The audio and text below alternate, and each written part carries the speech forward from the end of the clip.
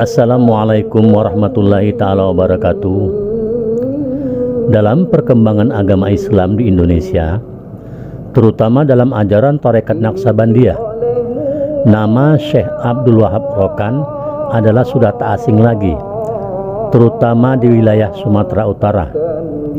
Syekh Abdul Wahab Rokan, atau yang lebih dikenal dengan sebutan Tuan Guru Babu Salam, adalah seorang ulama besar yang sangat terkenal akan kesolehan serta kejuhudannya.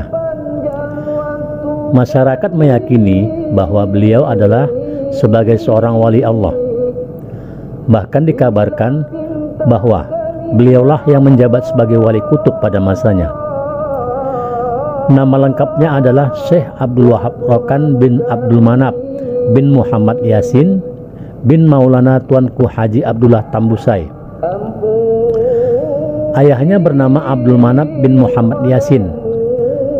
Ayahnya juga adalah dikenal sebagai seorang ulama yang besar dan soleh, dan juga cukup terkemuka pada zamannya. Sedangkan ibunya bernama Arba'iyah binti Datuk Dagi bin Tengku Perdana Menteri bin Sultan Ibrahim, yang juga masih memiliki pertalian darah dengan Sultan Langkat. Moyangnya adalah Maulana Tuanku Haji Abdullah Tambusai, yang juga adalah seorang ulama besar dan golongan raja-raja yang sangat berpengaruh. Syekh Abdul Wahab Rokan Al-Khalid Naqsabandi dilahirkan di Danau Runda, Rantau Binuang Sakti, Negeri Tinggi, Rokan Tengah, yaitu pada tanggal 19 Rabiul Awal tahun 1230 Hijriah, atau bertepatan tanggal 28 September 1830 Masehi.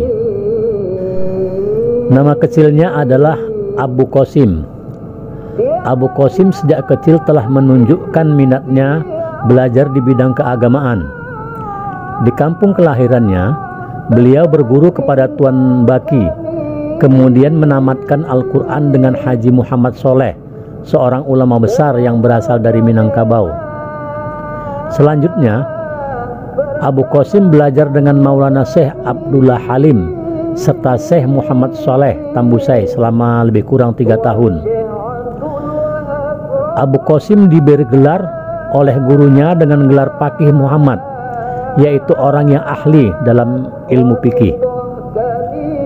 Kemudian Syekh Abdul Wahab Rokan melanjutkan belajar ke Semenanjung Melayu. Di sana beliau berguru kepada Syekh Muhammad Yusuf, yang lebih terkenal dengan sebutan Tuongku, selama lebih kurang 2 tahun. Lalu dari Semenanjung Melayu, Syekh Abdul Wahab Rokan melanjutkan perjalanan panjangnya ke Mekah dan menimba ilmu pengetahuan selama 6 tahun, yaitu dari tahun 1863 sampai dengan tahun 1869. Dan di antara guru-gurunya di Mekah yaitu Syekh Saidi Syarif Dahlan, yaitu Mufti Mazhab Syafi'i, Syekh Hasbullah, seorang ulama Indonesia yang mengajar di Masjidil Haram, dan Syekh Sulaiman Juhdi di Jabal Abu Qabais, Mekah. Syekh Sulaiman Juhdi adalah guru dan sekaligus mursyid beliau dalam mempelajari ilmu Tarekat Naqsabandiyah. Selama 6 tahun beliau bersuluk dan sekaligus berkhadam kepada gurunya ini. Dan Syekh Sulaiman Juhdi, gurunya ini, membaiat nama dari nama kecilnya Abu Qasim, Faqih Muhammad, menjadi Abdul Wahab, serta memberikan gelar ijazah sebagai khalifah besar Tarekat Naqsabandiyah Al-Khalidiyah.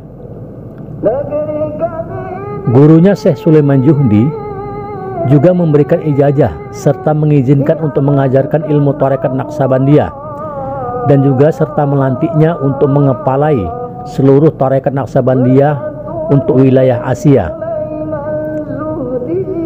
Setelah Syekh Abdul Wahab Rokan pulang ke Indonesia, maka Syekh Abdul Wahab mengembangkan ajaran Tarekat Naqsabandiyah. Lalu beliau menambahkan nama daerah kelahirannya sebagai asal usulnya, yaitu Rokan, sehingga lengkapnya menjadi Syekh Abdul Wahab Rokan Al-Khalidi Naqsabandi. Syekh Abdul Wahab Rokan Al-Khalidi Naqsabandi yang lebih dikenal dengan sebutan Tuan Guru Babu Salam wafat di kampung Babu Salam Langkat, yaitu pada hari Jumat tanggal 21 Jumadil Awal tahun 1345 Hijriah, bertepatan pada tanggal 26 Desember 1926 Masehi, dalam usia 115 tahun. Sebelum meninggal dunia, Syekh Abdul Wahab Rokan sempat menulis wasiat yang terdiri dari 44 pasal. Wasiat ini ditujukan kepada anak cucunya, baik anak kandung maupun anak murid. Beliau berpesan kepada anak cucunya untuk menyimpan buku wasiat ini dan sering-sering membacanya seminggu sekali atau sebulan sekali dan sekurang-kurangnya setahun sekali, serta diamalkan segala apa yang tersebut di dalamnya. Menurut wasiatnya itu, kalau sering-sering dibaca dan kemudian diamalkan segala yang termaktub di dalamnya, mudah-mudahan beroleh martabat yang tinggi, kemuliaan yang besar, dan kekayaan dunia akhirat. Naskah asli dari wasiat itu adalah berbunyi sebagai berikut: Alhamdulillahillazi abdolana ala kasiri ubbadihi tabdilah, wassalatu wassalamu ala sayyidina Muhammadin nabiyyan wa rasulah wa alihi wa sahbihi hadiyan wa nasiran, amin mutalazimani daiman amma ba'du. Maka masa hijrah Nabi kita Muhammad sallallahu alaihi wasallam tahun 1300 dan kepada 13 hari bulan Muharram makbul dan kepada hari Jumat jam 2. Masa itulah saya Haji Abdul Wahab Rokan Al-Khalidi Naqsabandi As-Sajili bin Abdul Manap Tanah Putih bin Yasin bin Al-Haj Abdullah Tambusai membuat surat wasiat ini kepada anak dan cucu saya, laki-laki ataupun perempuan, sama ada anak kandung ataupun anak murid. Maka hendaklah taruh surat wasiat ini satu surat satu orang, dan baca sejumat sekali atau sebulan sekali dan sekurang-kurangnya setahun sekali, dan serta amalkan seperti yang tersebut di dalam wasiat ini, supaya dapat martabat yang tinggi dan kemuliaan yang besar dan kaya dunia akhirat. Dan adalah wasiatku ini yaitu 44 wasiat. Dan lagi, hai sekalian anak cucuku, sekali-kali janganlah kamu permudah akan wasiatku ini, dan jangan kamu peringankan akan wasiatku ini, karena wasiatku ini adalah datang daripada Allah dan Rasul dan dari guru-guru yang pilihan. Dan lagi telah kuterima kebajikan wasiat ini sedikit-sedikit, dan tetapi belum habis aku terima kebajikannya, sebab taksir daripada aku, karena tiada habis aku kerjakan seperti yang tersebut di dalam wasiat ini. Dan barang siapa yang mengerjakan sekalian wasiat ini, tak dapat tiada dapat kebajikan sekaliannya dunia dan akhirat.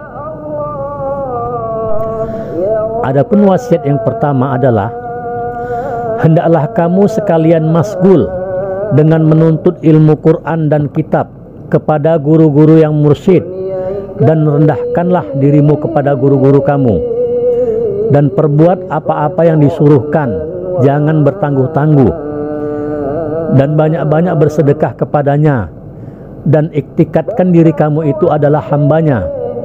Dan jika sudah dapat ilmu itu, maka hendaklah kamu ajarkan kepada anak cucuku, kemudian maka orang-orang yang lain, dan kasih sayang kamu akan muridmu seperti kasih sayang akan anak cucu kamu. Dan janganlah kamu meminta upah dan makan gaji sebab mengajar itu, tapi mintalah upah dan gaji itu kepada Tuhan yang Esa lagi serta murah dan maha kaya, yaitu Allah Ta'ala. Dan wasiat yang kedua, apabila kamu sudah akil balik dan berakal, maka hendaklah menerima tarekat Sajaliyah atau tarekat Naqsabandiyah, supaya sejalan kamu dengan aku. Wasiat yang ketiga, jangan kamu berniaga sendiri, tetapi hendaklah berserikat. Dan jika hendak mencari nafkah, hendaklah dengan tulang gegah, dengan tenaga sendiri, seperti berhumah, dan berladang dan menjadi amil. Dan di dalam mencari nafkah itu, maka hendaklah bersedekah pada tiap-tiap hari supaya segera dapat nafkah. Dan jika dapat ringgit 10, maka hendaklah sedekahkan 1 dan taruh yang 9. Dan jika dapat 20, maka sedekahkanlah 2. Dan jika dapat 100, maka sedekahkanlah 10 dan taruh yang 90. Dan apabila cukup nafkah kira-kira setahun, maka hendaklah berhenti mencari nafkah itu dan duduk beramal ibadah hingga tinggal nafkah kira-kira 40 hari, maka barulah mencari lagi. Dan wasiat yang keempat adalah, hendaklah kamu memperbanyak sedekah sebilang hari, istimewa pada malam Jumat dan harinya. Sekurang-kurangnya sedekah itu 40 duit pada tiap-tiap hari. Dan lagi hendaklah bersedekah ke Mekah pada tiap-tiap tahun. Dan wasiat yang kelima, jangan kamu bersahabat dengan orang-orang yang jahil dan fasik, dan jangan bersahabat dengan orang kaya yang bakil, tetapi bersahabatlah kamu dengan orang-orang alim dan ulama-ulama yang soleh. Wasiat yang keenam, jangan kamu hendak kemegahan dunia dan kebesarannya, seperti hendak menjadi kadi dan imam dan lainnya. Istimewa pula hendak menjadi penghulu-penghulu. Dan jangan hendak menurut harta benda yang banyak-banyak, dan janganlah dibanyakkan memakai pakaian yang harus. Wasiat yang ketujuh, janganlah kamu menuntut ilmu sihir seperti kuat dan kebal dan pemanis dan lainnya, karena sekian ilmu itu sudah ada di dalam Al-Quran dan kitab. Dan wasiat yang kedelapan, hendaklah kamu kuat merendahkan diri kepada orang Islam, dan jangan kamu dengki khianat kepada mereka itu, dan jangan diambil harta mereka itu melainkan dengan izin syara. Wasiat yang kesembilan, jangan kamu menghinakan diri kepada kafir laknatullah serta makan gaji pada mereka itu, dan jangan bersahabat dengan mereka itu melainkan sebab ujur syara. Wasiat yang ke-10, hendaklah kamu kuat menolong orang yang kesempitan sehabis-habis ikhtiar, sama ada tolong itu dengan harta benda atau tulang gega, atau bicara atau doa. Dan lagi, apa-apa hajat orang yang dikabarkannya kepada kamu serta dia meminta tolong, maka hendaklah sampaikan seboleh-bolehnya. Wasiat yang ke-11, kekalkan air sembahyang dan puasa 3 hari pada tiap-tiap bulan.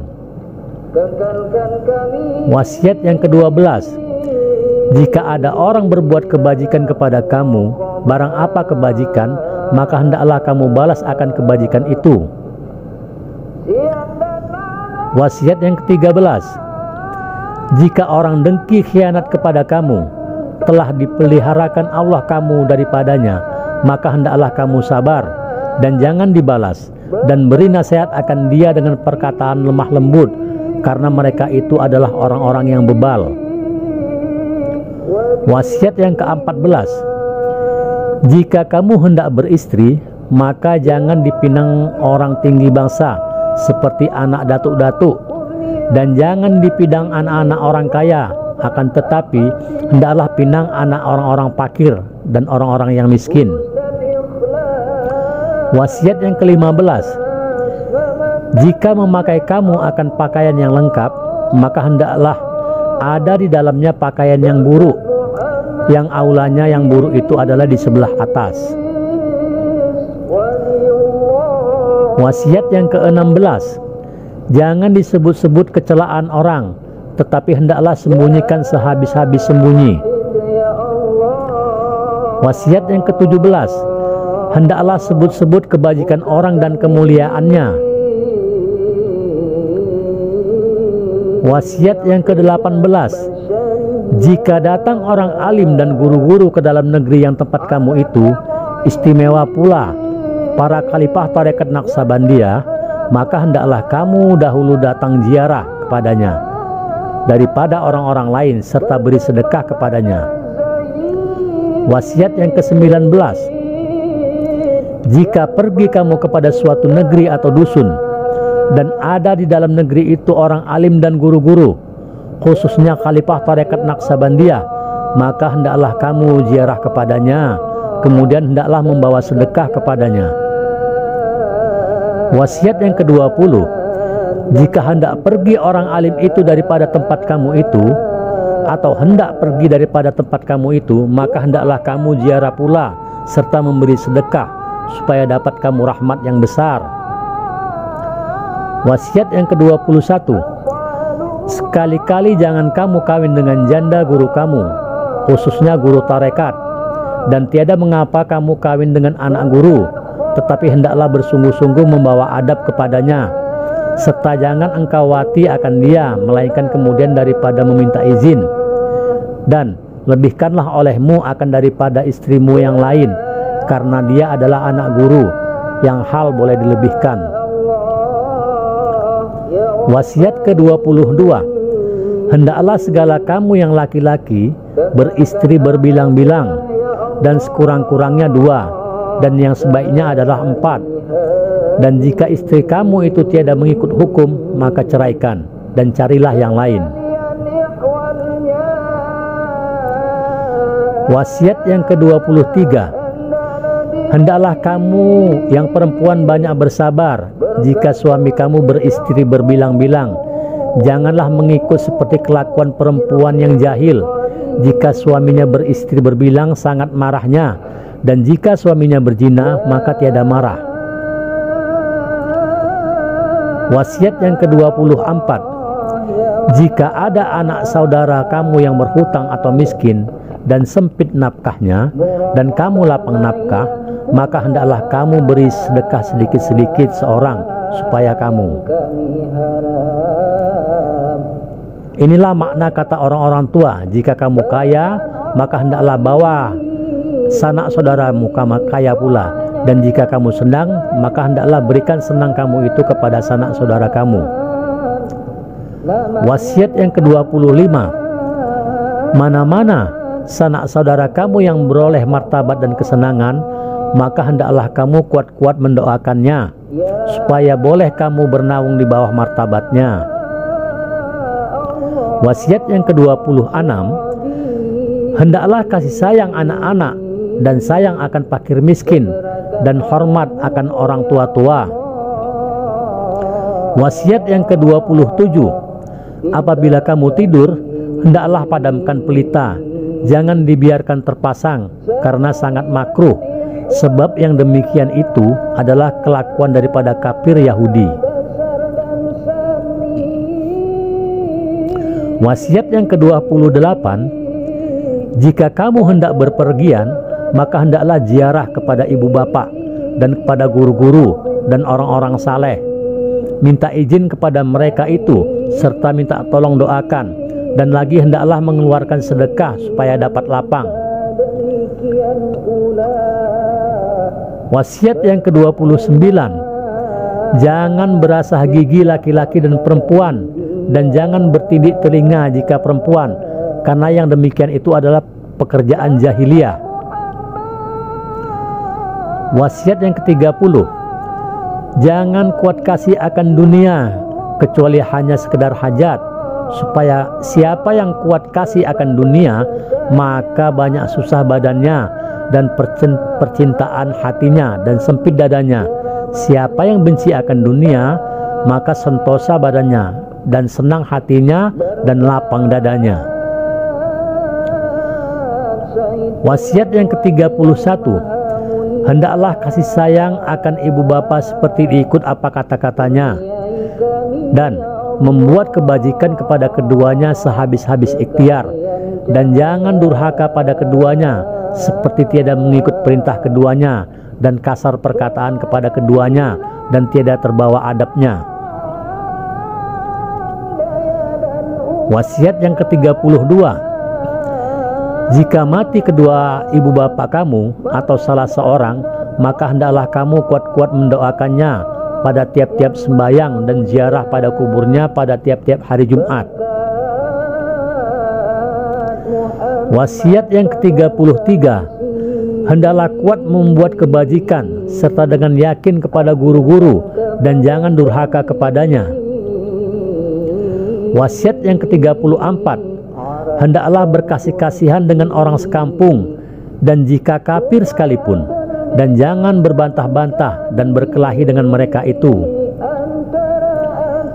Wasiat yang ke-35, jangan diberi hati kamu mencintai akan maksiat, artinya membuat kejahatan, karena yang demikian itu percintaan hati, dan jika banyak percintaan hati membawa kepada kurus badan.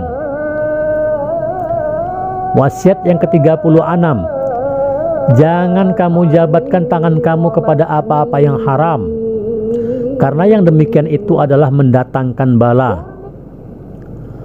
Wasiat yang ke-37, jika datang bala dan cobaan, maka hendaklah mandi tobat, mengambil air sembahyang, dan meminta doa kepada Allah Ta'ala. Dan banyak-banyaklah bersedekah kepada fakir dan miskin, dan minta tolong didoakan kepada guru-guru, orang-orang yang soleh, karena mereka itu adalah kekasih Allah Ta'ala.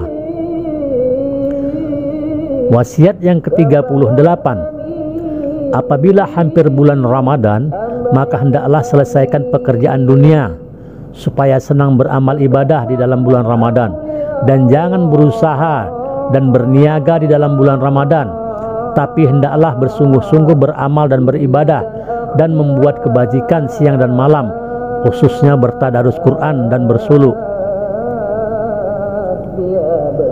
Wasiat yang ke-39, hendaklah kuat bangun pada waktu sahur, beramal ibadah dan meminta doa, karena waktu itu tempat doa yang makbul, khususnya waktu sahur malam Jumat. Wasiat yang ke-40, hendaklah kuat mendoakan orang Islam sama ada hidup ataupun mati. Wasiat yang ke-41, apabila bertambah-tambah harta benda kamu dan bertambah-tambah pangkat derajat kamu, tetapi amal ibadah kamu kurang, maka jangan sekali-kali kamu suka akan yang demikian itu, karena demikian itu kehendak setan dan iblis. Dan lagi, apa faedah harta bertambah-tambah dan umur berkurang-kurang? Wasiat yang ke-42, maka hendaklah kamu iktikadkan dengan hati kamu bahwasanya Allah Ta'ala ada hampir kamu dengan tiada bercerai siang dan malam.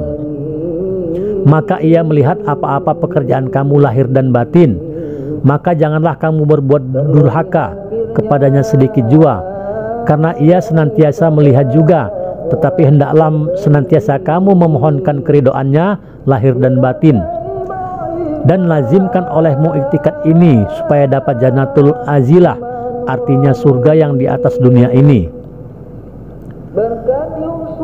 Wasiat yang ke-43, maka hendaklah kamu ingat bahwa malaikat maut datang kepada seseorang adalah 5 kali dalam sehari semalam, mengabarkan akan kamu bahwa aku akan mengambil nyawa kamu. Maka hendaklah kamu ingat apabila sudah sembahyang tidak sampai nyawa kamu kepada sembahyang yang kedua, demikianlah selama-lamanya. Wasiat yang ke-44, hendaklah kamu kuat mendoakan hamba yang doib ini, dan sekurang-kurangnya kamu hadiahkan kepada hamba pada tiap-tiap malam Jumat dibaca Fatihah sekali dan Qul huwallahu ahad 11 kali, atau Yasin sekali pada tiap-tiap malam Jumat, atau Ayatul Kursi 7 kali. Dan aku mendoakan pula kepada kamu sekalian. Inilah wasiat hamba yang 44 atas jalan ikhtisar, dan hamba harap akan anak cucu hamba akan membuat syarahnya masing-masing dengan kadarnya yang munasabah, supaya tahu daifatul tulab wa taksirul fahmi, wallahu khairun hakimin wa ma'bulus salihin, amin. Demikianlah bunyi wasiat dari Syekh Abdul Wahab Rokan dengan tidak merubah redaksinya. Apabila kita perhatikan dengan seksama, maka kita akan dapati bahwa isi wasiat itu sesuai benar dengan firman Allah dan sabda Rasulullah SAW. Kita yakin dan percaya apabila wasiat itu kita amalkan, niscaya kita memperoleh keberuntungan dan kebahagiaan hidup di dunia dan akhirat. Wassalam.